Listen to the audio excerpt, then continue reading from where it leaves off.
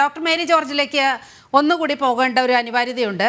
Doctor Mary George, ചില രാജ്യങ്ങളിൽ നിന്നുള്ള സാമ്പത്തിക ഭീഷണി തടയാൻ അടക്കമുള്ള ചില കാര്യങ്ങൾ ഈ ബജറ്റിൽ പറഞ്ഞിട്ടുണ്ട്. സിമ്പിളായി പറയുകയാണെങ്കിൽ ചൈനയിൽ നിന്നുള്ള ഈ കളിപ്പാട്ടങ്ങളുടെ ഇറക്കുമതി അത് വൻതോതിൽ നമ്മുടെ സമ്പദ് വ്യവസ്ഥയ്ക്ക് പ്രത്യേകിച്ച് ഗുണമൊന്നും ഉണ്ടാക്കുന്നതല്ല. ഈ കളിപ്പാട്ടങ്ങളുടെ ഗ്ലോബൽ ഹബ്ബാക്കി ഭാരതത്തെ വികസിപ്പിക്കാനുള്ള ചില പദ്ധതികൾ ആസൂത്രണം ചെയ്യപ്പെടുകയാണ്. നോക്കൂ, അത് 2013 മുതൽ 2014 മുതൽ അതിനുള്ളൊരു ശ്രമം നടത്തിയിട്ടുണ്ട്. അതിൻ്റെ ഭാഗമായി 94% ഉണ്ടായിരുന്ന കളിപ്പാട്ട ഇറക്കുമതി ചൈനയിൽ നിന്നുള്ളത് 64% കുറച്ചു. നമ്മുടെ തദ്ദേശീയ കളിപ്പാട്ടങ്ങൾക്ക് വലിയ ആഗോള വിപണി കണ്ടെത്തുക എന്ന ലക്ഷ്യത്തോടെ അത്തരത്തിൽ ചൈനയിൽ നിന്നടക്കമുള്ള ഭീഷണി ചെറുക്കാനുള്ള ചില ക്രിയാത്മക നിർദ്ദേശങ്ങൾ ബജറ്റിൽ കാണുന്നുണ്ട്.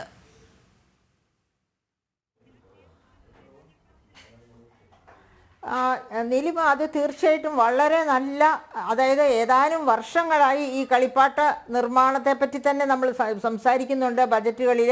അത് നല്ലൊരു നീക്കമാണ് ഗവൺമെൻറ് ഇപ്പോൾ കൊണ്ടുവന്നിരിക്കുന്നത്. അത് പറയുന്നതോടൊപ്പം തന്നെ മിസ്റ്റർ രാജേഷ് പറഞ്ഞ ആ ഒരു പോയിന്റ്, അതായത് രാജേഷ് പറഞ്ഞത് തെറ്റെന്നല്ല ഞാൻ പറഞ്ഞു വരുന്നത്. എഡ്യൂക്കേഷൻ മേഖല, എഡ്യൂക്കേഷനിൽ സാർവത്രികമായ മാറ്റം വേണം, അതും ടെക്നോളജി ബേസ്ഡ് ആയിട്ട്. ഓരോ ക്യാമ്പസും AI-ക്ക് കുറേയെങ്കിലും പ്രാധാന്യം കൊടുക്കുന്ന, കാരണം ഇപ്പോൾ നമ്മൾ ഈ അടുത്ത കാലത്തുള്ള ഇൻ്റർവ്യൂ ബോർഡുകളെ നോക്കിയാൽ മതി.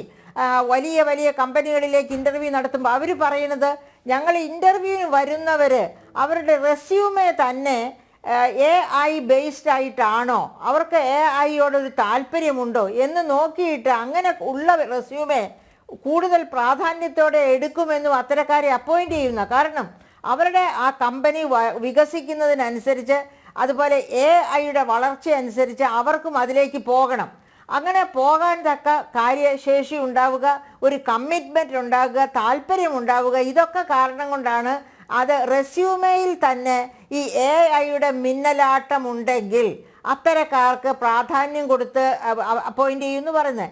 പക്ഷേ അപ്പോൾ എനിക്കൊരു ഇതുപോലെ ഈ ടെക്നോളജി, പ്രധാനമന്ത്രിയുടെ ആദ്യ ബജറ്റിൽ തന്നെ ടെക്നോളജിക്ക് കൊടുക്കുന്ന പ്രാധാന്യം അദ്ദേഹം പറഞ്ഞിട്ടുണ്ട് 2014.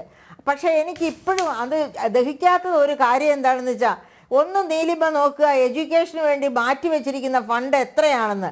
എഡ്യൂക്കേഷന് വേണ്ടി മാറ്റിവെച്ചിരിക്കുന്ന ഫണ്ട് 1,28,650 കോടിയാണ്. പ്രിയപ്പെട്ട നീലിമ, അത് എന്ന് വെച്ചാൽ നമ്മുടെ GDP-യുടെ 0.34% ആണ്.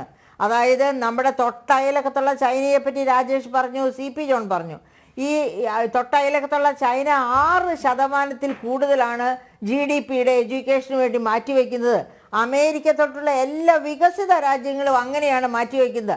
അപ്പോഴാണ് 0.34% മാറ്റിവെച്ച് നമ്മളെ കുരങ്ങ് കളിപ്പിക്കുന്നു എന്നാണ് ഞാൻ പറയുന്നത് അതിന്. കാരണം അത്ര പ്രാധാന്യം, ഒരുപാട് കാര്യങ്ങൾ നടത്തുമെന്ന് എഴുതി വെച്ചിട്ട് ഒരു കാര്യവും നടത്താൻ ഫണ്ടിങ് ഇല്ലെങ്കിൽ എങ്ങനെയാണ് നമ്മുടെ എഡ്യൂക്കേഷൻ നിലവാരം ആഗോള തലത്തിലേക്ക് ഉയരുക? ഇവിടെയൊക്കെയാണ് ഞാൻ വിമർശനം രേഖപ്പെടുത്തുന്നത്.